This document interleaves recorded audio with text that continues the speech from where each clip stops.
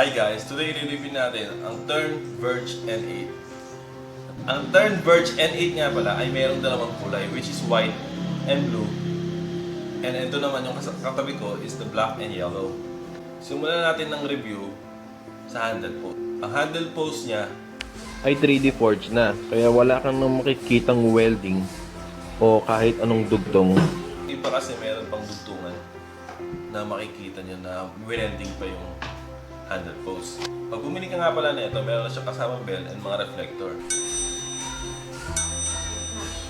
Biological ergo grip na nga rin ang ginamit sa kanya na merong dual density.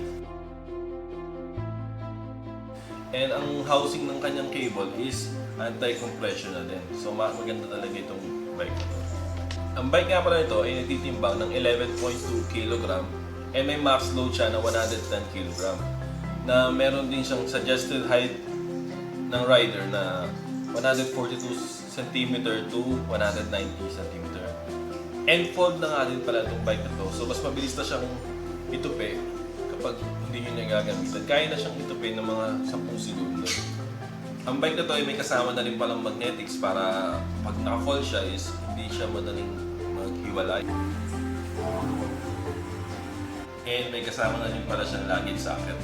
Pagdating naman sa seat post, oversized naman yung kanyang size. Sa gulong naman tayo. Pagdating sa gulong, ang una nating mapapansin ay meron na siyang kasamang fender which is good tuwing tag-ulan. And GODOX tires na rin yung ginamit sa kanya.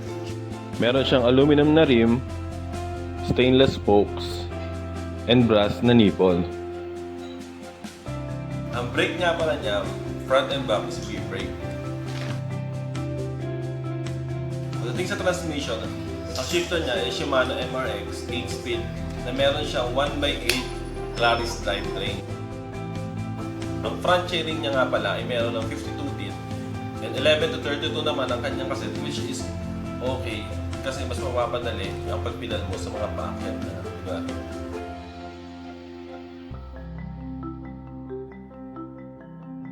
Ang pedals niya nga pala ay napo-fold na, so mas maliit na siya kapag tinupi. And that's it guys, dito na matatapos ang review natin ng Tern Verge N8.